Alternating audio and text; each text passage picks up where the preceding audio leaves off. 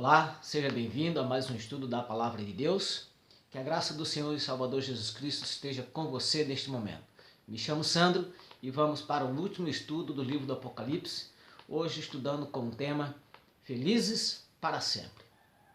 Quem não gostaria de ser feliz para sempre, né? E toda a história infantil começa assim: era uma vez, e termina: e foram felizes para sempre. Na realidade, não é isso que acontece em nossas vidas, né? Infelizmente, o pecado entrou neste mundo e estragou o plano original de Deus. Mas Deus não deixou isso barato. Deus não deixou isso simplesmente à toa. Deus, ele decidiu restaurar o seu plano original. Deus, ele decidiu que haveriam felizes para sempre na nossa história, na nossa vida. O felizes para sempre é possível. E nesse estudo nós vamos ver como isso é possível. Acompanhe comigo o estudo de hoje. Qual é o lugar que Cristo foi preparar para os salvos morarem? Apocalipse capítulo 22, verso de 1 a 3, nos diz o seguinte: Então me mostrou o rio da água da vida, brilhante como cristal, que sai do trono de Deus e do Cordeiro. No meio da sua praça, de uma a outra extremidade do rio, está a árvore da vida, que produz 12 frutos, dando seu fruto de mês em mês, e as folhas das árvores são para a cura das nações. Nunca mais haverá qualquer maldição. Nela estará o trono de Deus e do Cordeiro. Os seus servos o servirão. Quero ainda ler aqui Apocalipse 21, do verso 1 ao 4. Vi novo céu, nova terra, pois o primeiro céu e a primeira terra passaram e o mar já não existe. Vi também a cidade santa, a nova Jerusalém, que descia do céu, da parte de Deus, ataviada como noiva adornada para o seu esposo. Então ouvi grande voz vinda do trono, dizendo: Eis o tabernáculo de Deus com os homens. Deus habitará com eles, e eles serão povos de Deus, e Deus mesmo estará com eles. E lhes enxugará dos olhos toda lágrima, e a morte já não existirá. Já não haverá luto, nem pranto, nem dor, porque as primeiras coisas já passaram. Perceberam?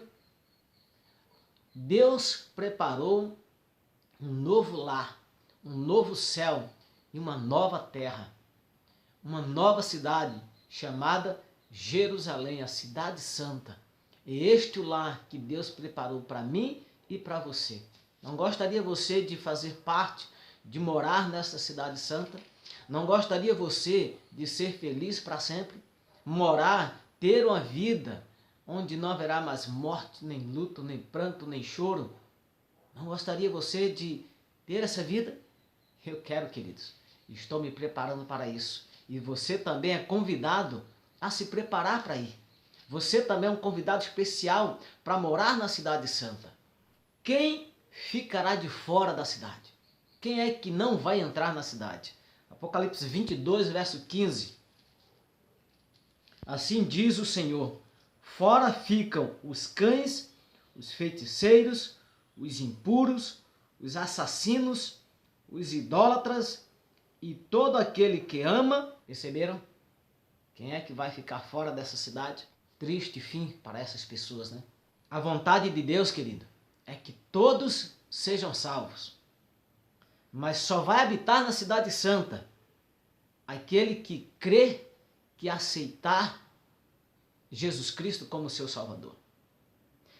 Aqueles que rejeitarem a Cristo não terá o seu nome escrito no livro da vida. E durante os eventos finais, antes da volta de Jesus, aqueles que se submeteram, aqueles que aceitaram o selo da besta, aqueles que se rebelaram, que rejeitaram a mensagem de um Salvador crucificado e ressurreto, esses irão receber o castigo eterno. A desobediência voluntária à lei de Deus caracteriza aqueles que não entrarão no céu. E quem é que vai entrar na cidade santa? Quem é que vai estar lá?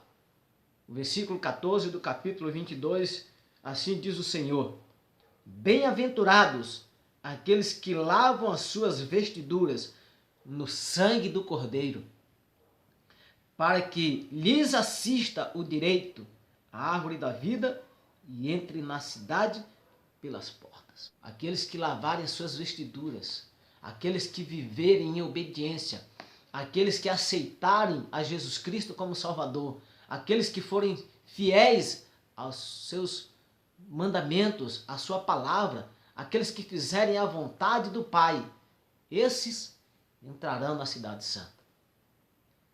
Haverá dois grupos, queridos: os obedientes e os desobedientes. Aqueles que aceitaram, que receberam a marca de Deus, e aqueles que rejeitaram a marca de Deus. Aqueles que resolveram, decidiram viver em desobediência voluntária. Dois grupos apenas: os fiéis e os infiéis, obedientes e desobedientes. Qual é a condição essencial para que alguém possa entrar na cidade santa? Evangelho de São João, capítulo 3, verso 3 a 5. Assim diz o Senhor: a isto respondeu Jesus: em verdade te digo, que se alguém não nascer de novo, não pode ver o reino de Deus. Respondeu-lhe Nicodemos: como pode um homem nascer sendo velho? Pode porventura voltar ao ventre materno e nascer segunda vez? Respondeu Jesus: em verdade te digo, quem não nascer da água e do Espírito não pode entrar no reino de Deus. Uma das condições é essa, querido: nascer da água e do Espírito. E o que é nascer da água e do Espírito? Nascer da água significa, se refere ao batismo. Assim como Cristo foi batizado no Rio Jordão. E o batismo por imersão, viu? O batismo é aquele batismo que é mergulhado nas águas. Esse é o batismo ensinado na Bíblia. Esse é o batismo bíblico. Esse novo nascimento leva o cristão à experiência de estar em Cristo. Uma estreita relação pessoal que deve existir entre o cristão e Jesus. Isso significa mais do que depender dele ou ser um seguidor nominal. Implica em uma união diária, perseverante e viva com Jesus Cristo. Nascer do Espírito se refere à conversão realizada por Cristo por meio do Espírito Santo. É uma transformação, é uma mudança de vida que Jesus Cristo faz na nossa vida por meio do Espírito Santo. Quando nos entregamos a Ele, existe essa mudança de vida. Que ações precisam acontecer antes de ser batizado? Atos capítulo 2, verso 37 e 38. Assim diz o Senhor: ouvindo eles estas coisas, compungiu-se-lhes o coração e perguntaram a Pedro e aos demais apóstolos: que faremos, irmãos? Respondeu-lhes Pedro: arrependei-vos e cada um de vós seja batizado em nome de Jesus Cristo para a remissão dos vossos pecados e recebereis o dom do Espírito. Então a ação que precisa acontecer antes do batismo é o arrependimento, queridos. O arrependimento é a necessidade, a vontade de mudar de vida. É o desejo que a pessoa tem que Cristo entre, transforme a sua vida. O que o batismo de Cristo pode nos ensinar sobre essa cerimônia tão importante? Mateus capítulo 3, verso 13 a 17. Assim diz a palavra do Senhor: por esse tempo dirigiu-se Jesus da Galileia para o Jordão a fim de que João o batizasse. Ele, porém, o persuadia, dizendo: eu é que preciso ser batizado por ti, e tu vens a mim? Mas Jesus lhe respondeu: deixa por enquanto, porque assim nos convém cumprir a justiça. Então ele o admitiu. Batizado Jesus, saiu logo da água, e eis que se lhe abriram os céus, e viu o Espírito de Deus descendo como pomba, vindo sobre ele. E eis uma voz dos céus que dizia: este é meu filho amado, em quem me comprazo. O significado da palavra batismo é submergir. O batismo de Jesus foi praticado por imersão. Esse é o modelo aprovado por Deus. O Pai aprovou esse modelo ao dizer: esse é o meu filho amado, em quem me comprazo, ou em quem tenho prazer. O Filho o aprovou, pois disse a João Batista que o fazia como exemplo, cumprindo toda a justiça. O Espírito Santo também aprovou ao descer como uma pomba sobre Jesus Cristo quando saiu das águas. E a Bíblia demonstra que na época dos apóstolos, os cristãos eram batizados como Jesus havia ordenado. E o que simboliza o verdadeiro batismo cristão? Romanos capítulo 6 e o verso 4. Assim diz o Senhor: fomos, pois, sepultados com ele na morte pelo batismo, para que, como Cristo ressuscitou dentre os mortos pela glória do Pai, assim também andemos nós em novidade de vida. A imersão, ou seja, quando a pessoa é batizada, que é deitada dentro d'água, representa a morte da pessoa para o pecado, para o mundo, de modo tão completo como foi a morte de Cristo. E o batismo deve assinalar, deve marcar o fim da velha forma de vida e o início de uma nova vida. O momento quando a pessoa é levantada das águas simboliza ali ressurreição para a nova vida. Assim, depois de haver sido simbolicamente sepultado nas águas para o pecado, a pessoa experimenta uma ressurreição com Jesus Cristo para uma nova vida. Que convite é feito pelo apóstolo Paulo, apresenta a urgência quanto à decisão de ser batizado. Atos capítulo 22 e verso 16.